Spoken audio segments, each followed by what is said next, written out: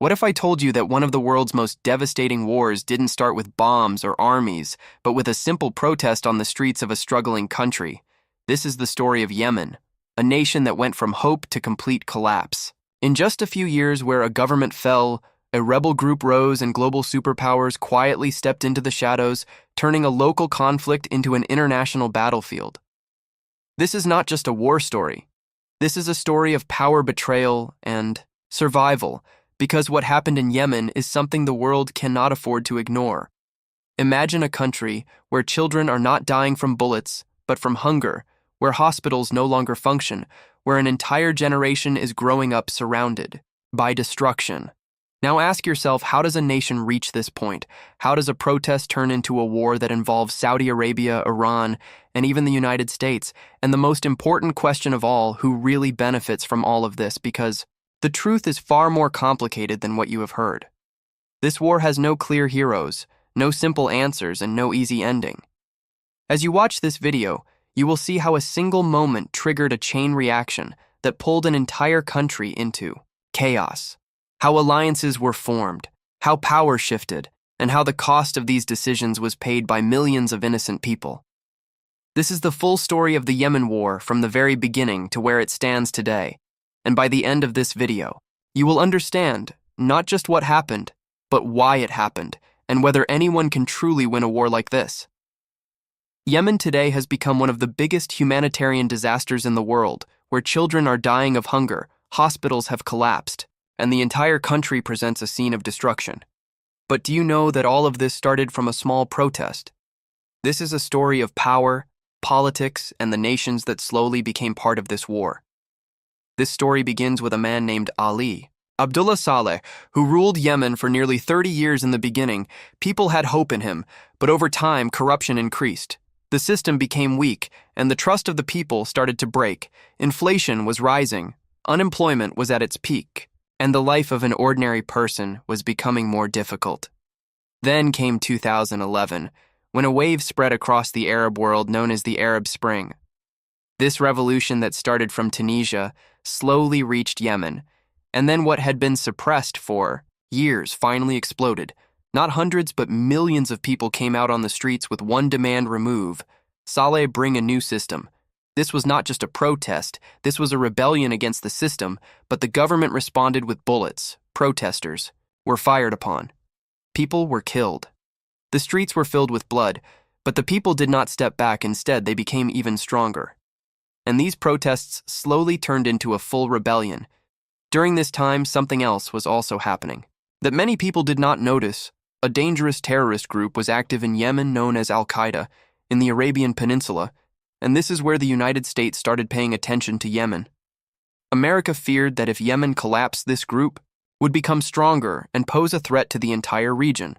So the United States began closely monitoring the situation. Then came June 2011, when an incident occurred that changed the direction of the entire story. A powerful explosion took place inside the presidential palace, in which President Saleh was seriously injured and he was taken to Saudi Arabia for treatment. This was the moment when Yemen's system was shaken. When a leader becomes weak, the entire structure begins to collapse. And that is exactly what happened in Yemen in 2012. Under international pressure, Saleh was forced to step down and a new president came into power, Abdrabbu Mansur Hadi. People thought that now everything would be fixed, but in reality, nothing truly changed. Corruption was still present, the economy was falling, and the security system had completely weakened. During this chaos in the northern mountains of Yemen, a group was slowly rising known as the Houthis.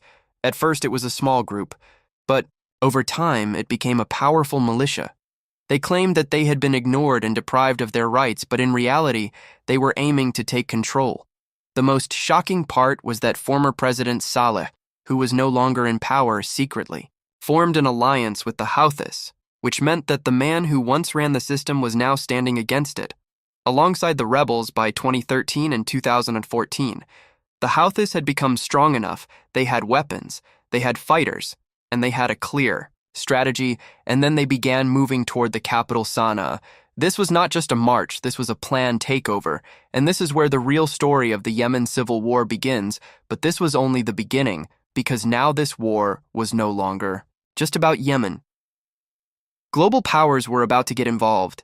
Saudi Arabia, Iran, and the United States all were going to become part of this conflict, and this war was about to turn from a simple civil war into a dangerous proxy war in the next part. We will see how the Houthis captured Sana'a, how Saudi Arabia launched direct military action, and how the United States became actively involved. This story has only just begun. The moment the Houthis moved toward the capital, Sana'a, everything changed. This was no longer just a protest or a political crisis. This was the beginning of a full-scale war in 2014. Houthi fighters entered Sana'a with little resistance. Government forces collapsed from within, and in a shocking turn of events, the capital of Yemen fell into the hands of the Houthis. This takeover sent shockwaves across the region. President Abdrabbu Mansur Hadi was left powerless, and soon he was forced to flee first to the southern city of Aden, and then eventually out of the country, as the Houthis tightened their control over the capital and major institutions. But this was not just a local power shift. This was the moment when regional powers began to see Yemen as a battlefield. Saudi Arabia viewed the rise of the Houthis as a direct threat because the Houthis were believed to have support from Iran, and for Saudi Arabia, this was unacceptable. They feared that Iran was expanding its influence right on their southern border, and this fear quickly turned into action.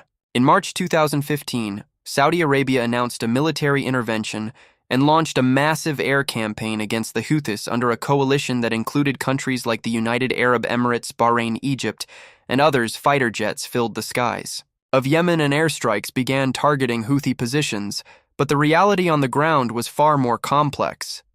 The Houthis were not an easy enemy. They were deeply rooted in the terrain and had strong local networks, and despite the heavy bombing, they continued to resist and even launch counterattacks, including missile and drone strikes into Saudi territory, turning this conflict into a dangerous cross-border war. At the same time, the humanitarian situation in Yemen began to collapse rapidly. Airstrikes destroyed infrastructure, roads, hospitals, and food supplies. Millions of people were pushed toward starvation, and the country entered what the United Nations would later call one of the worst humanitarian crises in modern history. But while all this was happening, another major player was quietly supporting the coalition, the United States of America.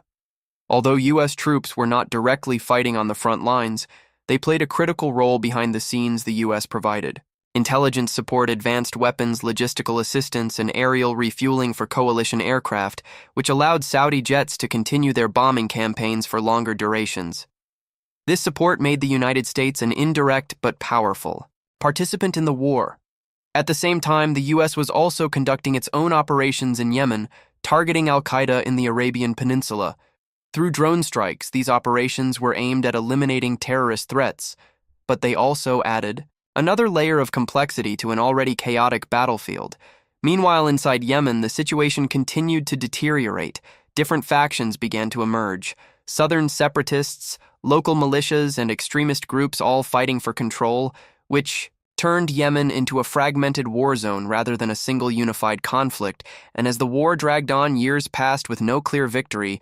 The coalition failed to fully defeat the Houthis, and the Houthis failed to completely control the entire country, leading to a prolonged stalemate that cost thousands of lives and destroyed an entire nation.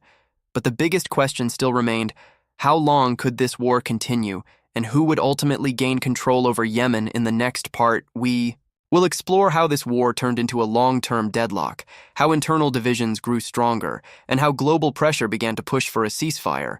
But by then, the damage had already been done, and Yemen would never be the same again. As the war in Yemen continued, it became clear that this conflict was not going to end anytime soon. What was once expected to be a quick military victory turned into a long and exhausting deadlock. Neither side was able to fully defeat the other. The Saudi-led coalition, with all its air power and resources, could not eliminate the Houthis, and the Houthis, despite controlling large areas, including the capital Sana'a, could not take over the entire country.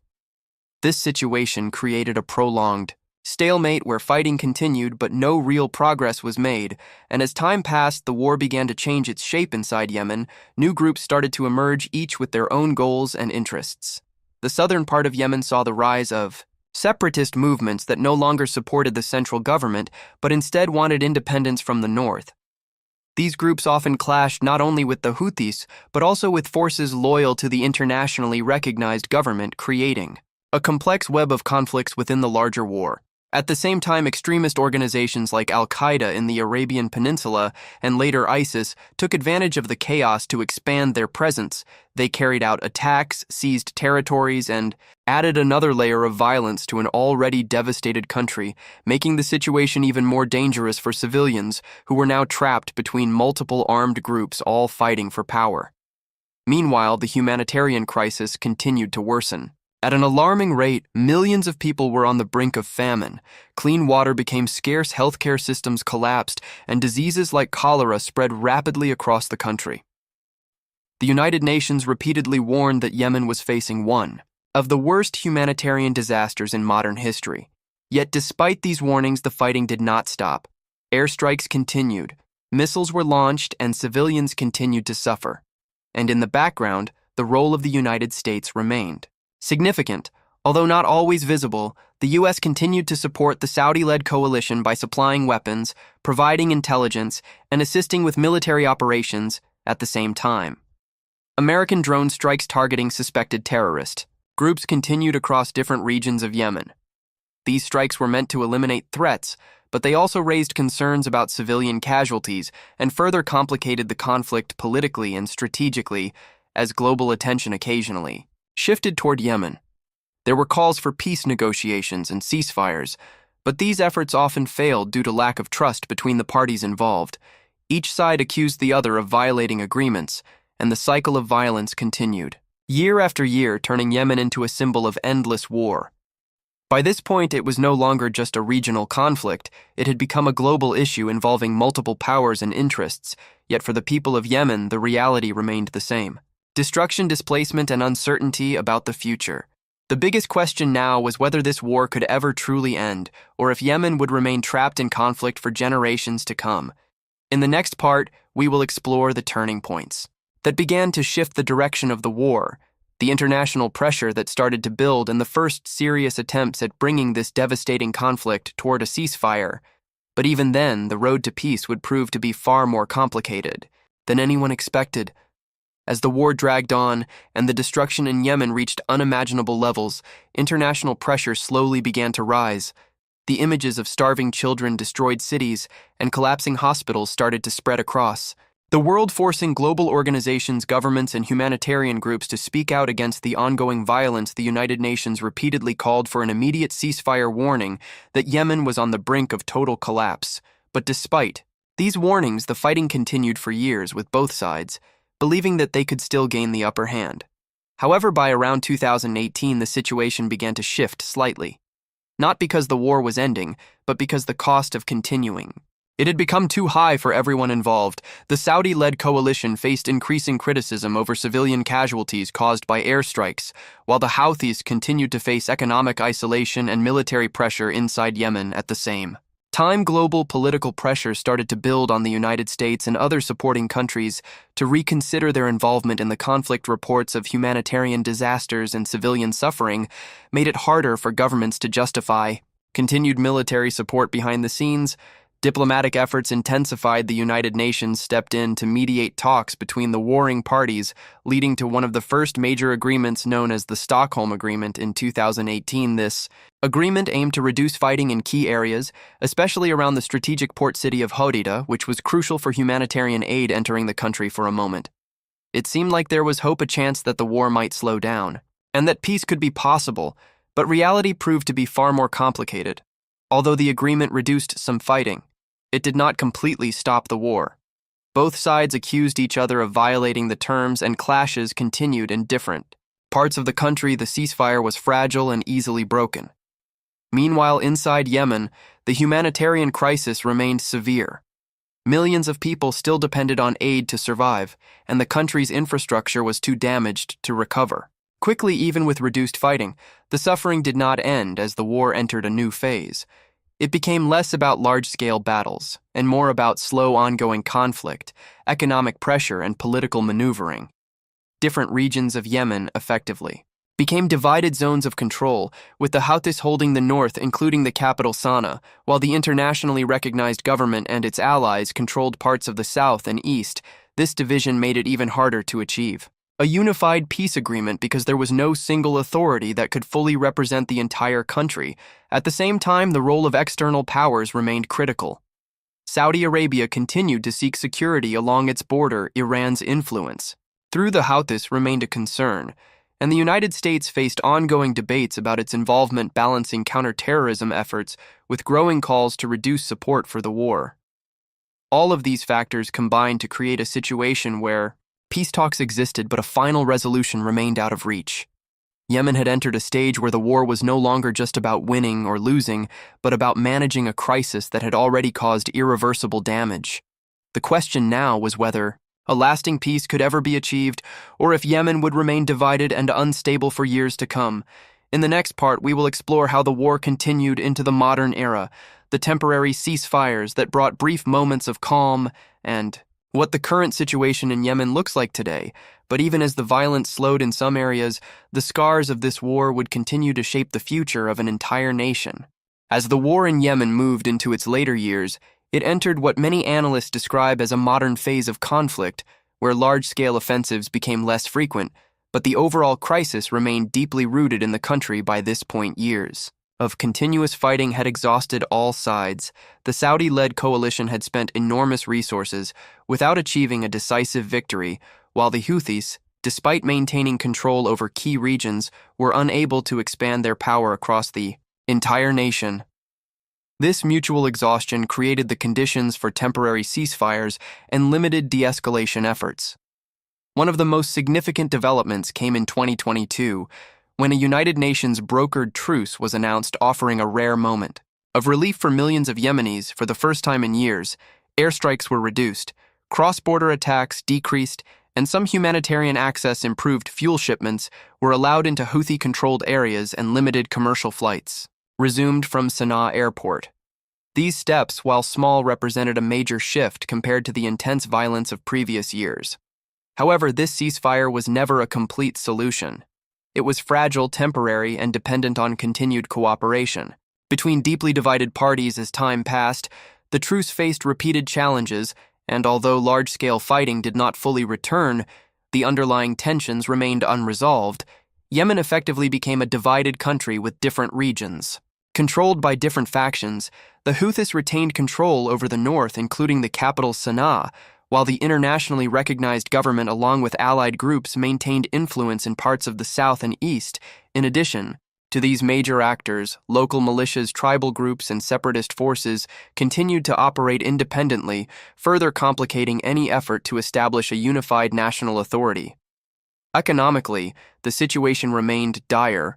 The country's currency weakened, public sector salaries were inconsistent, and millions of people continued to rely on international aid for survival. Despite the reduction in active combat, the humanitarian crisis did not disappear. Food, insecurity, malnutrition, and lack of medical care remained widespread, affecting nearly every aspect of daily life. Meanwhile, the role of the United States continued to evolve. Washington maintained its focus on counterterrorism operations, particularly against al-Qaeda in the Arabian Peninsula, while also facing increasing domestic and international pressure to limit its involvement in the broader conflict. Arms sales and military support to coalition partners became a subject of political debate, reflecting a growing awareness of the war's human cost. On the global stage, Yemen remained a complex and often overlooked crisis, overshadowed at times by other international events. Yet for those living within the country, the war was far from over. It had simply changed form. From intense battlefield clashes to a prolonged state of instability, uncertainty, and fragile calm. The key question now was whether this fragile situation could transition into a lasting peace, or if it was only a pause before another escalation. In the next part, we will look at the full cost of this war, including human losses, economic damage, and the long-term impact on Yemen as a nation, because understanding what has been lost is essential to understanding what the future might hold. After years of continuous conflict, the true cost of the Yemen war became impossible to ignore, because this was no longer just a political or military struggle. It had turned into one of the most devastating humanitarian disasters in modern history. The human toll alone tells a heartbreaking story. Hundreds of thousands of people have died either directly from violence or indirectly due to starvation, disease, and lack of medical care. Millions more have been displaced, forced to leave their homes, and live in uncertain conditions without basic necessities. Children have been among the most affected with widespread malnutrition, leaving an entire generation at risk of long-term physical and mental damage. The destruction of infrastructure has been equally severe. Hospitals, schools, roads, and water systems have either been destroyed or rendered unusable, making daily survival a constant challenge for ordinary people. The economy of Yemen has collapsed. The national currency has lost much of its value. Public sector workers often go unpaid, and businesses have shut down, leading to widespread unemployment and poverty on a national level. Yemen has suffered billions of dollars in economic losses, setting the country back decades. In terms of development, while Yemen has faced overwhelming destruction, the cost for external players has also been significant. The Saudi-led coalition has spent vast financial resources on military operations, including air campaigns and logistical support, with estimates reaching into tens of billions of dollars. Yet despite this expenditure, a clear victory has remained out of reach for the coalition. The United States, while not directly engaged in large-scale ground combat, has also invested heavily through military support, intelligence operations, and counter-terrorism efforts. The U.S. has conducted numerous drone strikes targeting groups like Al-Qaeda in the Arabian Peninsula, which, while aimed at reducing security threats, have also raised concerns about civilian casualties and the long-term impact on regional stability. Politically, the war has affected the reputation of multiple countries. International criticism has grown regarding arms sales and involvement in a conflict. With such severe humanitarian consequences, and within the United States, debates have intensified over the balance between strategic interests and human rights considerations. Meanwhile, Iran's role, though less direct, has contributed to the continuation of the conflict by providing support to the Houthis, thereby maintaining a strategic counterbalance against Saudi influence in the region.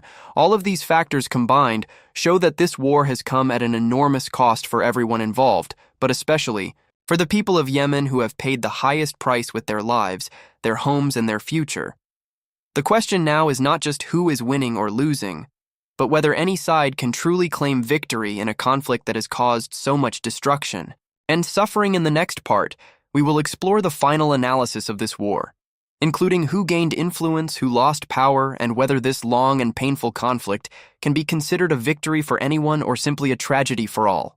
After years of destruction, suffering, and political chaos, the biggest question that remains is simple yet extremely difficult to answer: who actually won the Yemen war on the surface? It may seem like a conflict with clear sides: the Saudi-led coalition, backed by the United States on one side, and the Houthi movement with support from Iran on the other. But the reality is far more complex, and when we look deeper into the outcomes, it becomes clear that this war does not have a traditional winner. Starting with the Saudi-led coalition, the initial objective was clear: restore the internationally recognized government and push back the Houthis from power. However, despite years of airstrikes, military campaigns, and massive financial spending, this objective was not fully achieved. The Houthis still control the capital Sana'a and significant parts of northern Yemen, which means that from a strategic perspective, the coalition did not secure a decisive victory for Saudi Arabia. The war also brought security challenges, including cross-border missile and drone attacks, which exposed vulnerabilities despite its military strength. For the Houthis, the situation appears different at first glance. They managed to survive against a powerful coalition and maintain control over key territories, which could be seen as a form of success. However, this control came at a cost. The regions under their authority face economic isolation, humanitarian difficulties, and continuous pressure, which limits their ability to govern effectively. Iran's role in the conflict has been more indirect but strategically significant by supporting the Houthis. Iran has been able to extend its influence in the region and create a point of pressure against Saudi Arabia without engaging in a direct, large-scale war, which from a geopolitical standpoint can be viewed as a calculated advantage for the United States. The situation is equally complex. On one hand, the U.S. achieved some of its counter-terrorism goals by targeting groups like Al-Qaeda in the Arabian Peninsula and preventing them from gaining uncontested control. But on the other hand, the prolonged conflict and its humanitarian consequences raised serious questions about the effectiveness and ethics of continued involvement politically and globally. The war has affected the image of multiple countries and has become a subject of debate regarding foreign policy decisions, military alliances, and human rights considerations. When we shift our focus to Yemen itself, the answer becomes even more clear. The country has faced widespread destruction, economic collapse, and a humanitarian crisis that has impacted millions of lives. Infrastructure has been damaged, institutions weakened, and social divisions deepened to a level that will take years, if not decades, to rebuild. So can anyone truly claim victory in such a situation? Perhaps the most accurate conclusion is that this war represents a strategic stalemate where different players achieved limited objectives, but none secured a complete or meaningful victory, and ultimately the greatest loss has been suffered by the people of Yemen, whose lives have been permanently changed by a conflict that continues to shape their present and future. In the next part, we will move toward the final conclusion of this story, bringing together everything we have learned and answering the most important question of all. What does the future of Yemen look like after such a long and devastating war?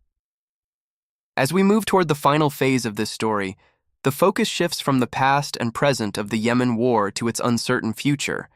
Because after years of conflict, destruction, and failed attempts at peace, the most important question is no longer how the war started or who gained advantage, but what lies ahead for Yemen and its people. The reality is that Yemen today remains deeply divided politically, geographically, and socially. Different regions are controlled by different groups with their own interests and alliances, making it extremely difficult to establish a single unified government. The Houthis continue to hold the capital Sana'a and large parts of the north, while the internationally recognized government, along with allied factions, controls parts of the south and east, and within these areas, various local militias and separatist movements operate with a degree of independence, further complicating the national structure this fragmentation creates. A situation where even if large-scale fighting decreases, the underlying instability remains a major challenge for any long-term peace effort. Economically, Yemen faces an uphill battle. Years of war have destroyed infrastructure, weakened institutions, and disrupted trade and production systems. Rebuilding this economy will require not only massive financial investment, but also political stability, which currently remains fragile. Millions of people still rely on humanitarian aid for survival. And without consistent support, basic needs such as food, water, and healthcare cannot be guaranteed on the international level. The role of external powers will continue to influence Yemen's future. Saudi Arabia, Iran, and the United States all have strategic interests in the region, and their decisions will shape the direction of any peace process. Whether through continued competition or cooperative diplomacy, the question is whether these powers are willing to prioritize stability over rivalry, or if Yemen will remain a ground for geopolitical competition. At the same time, there are signs of cautious hope. Diplomatic efforts, although slow, have not completely stopped temporary ceasefires, and negotiations show that there is at least some willingness among the parties to reduce violence and explore political solutions.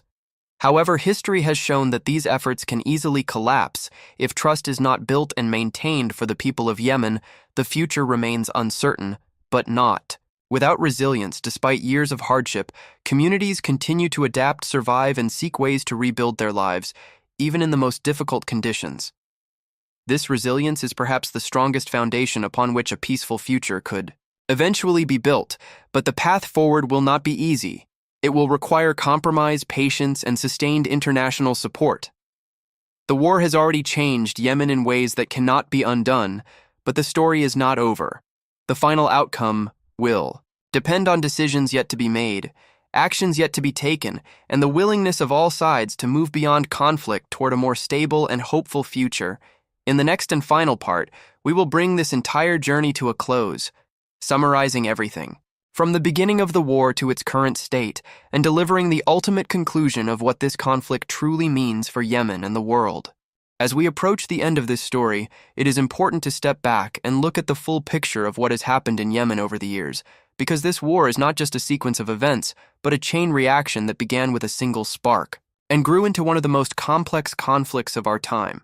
It all started in 2011 when protests inspired by the Arab Spring challenged a long-standing government, leading to political instability and the eventual transfer of power. But instead of bringing stability, the change exposed deep weaknesses within the system, creating a power vacuum that allowed new forces to rise among them. The Houthis, who gradually built strength and eventually took control of the capital Sana'a in 2014, turning a political crisis into a full-scale civil war. This internal conflict quickly attracted regional and global attention as Saudi Arabia led a coalition to intervene militarily in 2015, aiming to restore the internationally recognized government, while Iran's support for the Houthis transformed the conflict into a broader geopolitical struggle. And as the war intensified, the United States became involved through intelligence support, military assistance, and counterterrorism operations, adding another layer to an already complex situation. Over the years, the conflict evolved from large-scale battles into a prolonged stalemate where no side could achieve a decisive victory, while the cost continued to rise. The humanitarian impact became catastrophic, with millions facing hunger, displacement, and lack of basic services, making Yemen one of the worst humanitarian crises in modern history. Attempts at peace, including negotiations and ceasefires, provided moments of hope, but failed to deliver a lasting solution, leaving the country divided and unstable. By the time the conflict entered its modern phase, the war had shifted from intense fighting to a fragile and uncertain calm, where underlying tensions remained unresolved, and the future of Yemen became increasingly uncertain when we analyze the outcomes. It becomes clear that this war does not fit the traditional idea of victory. The Saudi-led coalition did not fully achieve its objectives. The Houthis maintained control, but faced severe challenges. Iran expanded its influence without direct confrontation, and the United States balanced strategic goals with growing criticism over its involvement. Yet for Yemen itself, the losses have been overwhelming, affecting every aspect of life, from infrastructure and economy to social cohesion and human survival. This story is not just about war, it is about how a nation can be pushed to its limits by a combination of internal struggles and external interests, and how the consequences of such a conflict can last for generations as we reflect on everything that has happened. The most important realization is that the Yemen war is not just a past event, it is an ongoing reality that continues to shape the lives of millions. And understanding this story is not only about knowing history, but also about recognizing the challenges that lie ahead. In the final part, we will deliver the ultimate conclusion, bringing together all the key lessons from this conflict, and answering the most critical question: what does this war truly teach us about power conflict and the cost of global rivalries? As we reach the end of this journey, the story of Yemen leaves us with more than just facts and events. It leaves us with questions that go beyond borders, politics, and power, because when we look at this war from beginning to end, what we truly see is not just a conflict between groups or nations, but the consequences of decisions made over time, decisions that slowly pushed an entire country toward collapse.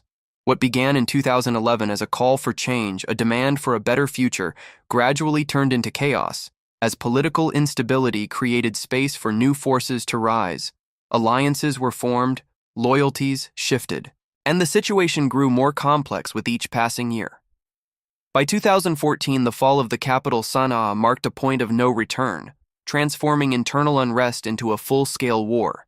And when regional powers entered the conflict in 2015, the stakes grew even higher, turning Yemen into a battlefield for larger geopolitical rivalries. As the years passed, the war evolved, but it never truly ended. It changed form, from intense fighting to prolonged instability, from visible battles to silent suffering. And throughout this entire process, the people of Yemen remained at the center of the crisis, facing hunger, displacement, and uncertainty on a scale that is difficult to fully comprehend. Entire generations have grown up knowing nothing but conflict, their future shaped by circumstances beyond their control. And this is perhaps the most important reality of all wars, that while strategies, alliances, and outcomes are discussed at the highest levels, it is ordinary people who carry the heaviest burden. When we ask who won this war, the answer becomes clear. No single side achieved a complete victory. The coalition did not fully restore its objectives. The Houthis did not gain uncontested control. External powers secured limited strategic advantages, but none without cost. And Yemen itself paid the highest price, losing stability, development, and countless lives. So what does this war teach us? It teaches us that conflicts driven by power, struggles, and external rivalries rarely produce clear winners. It shows us how quickly a nation can move from protest to collapse, and how difficult it is to rebuild once the damage is done. It reminds us that peace is not just the absence of war, but the presence of stability, justice, and opportunity. And without these elements, even a ceasefire cannot guarantee a better future. As we close this story, the future of Yemen remains uncertain, but not without hope, because history has also shown that nations can rebuild, that communities can recover, and that even after years of conflict, paths toward peace can be found. But this requires more than time.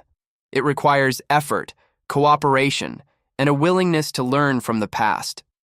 The story of Yemen is still being written, and its final chapter has yet to be decided. The question is whether the lessons of this war will lead to a more stable future, or if the cycle of conflict will continue, and that answer will depend not only on leaders and governments, but on the choices made by the global community and the resilience of the people who continue to endure and hope for a better tomorrow. If you found this story valuable and want to understand more complex global conflicts, make sure to subscribe and stay connected, because the world is full of stories that shape our future, and understanding them is the first step toward change.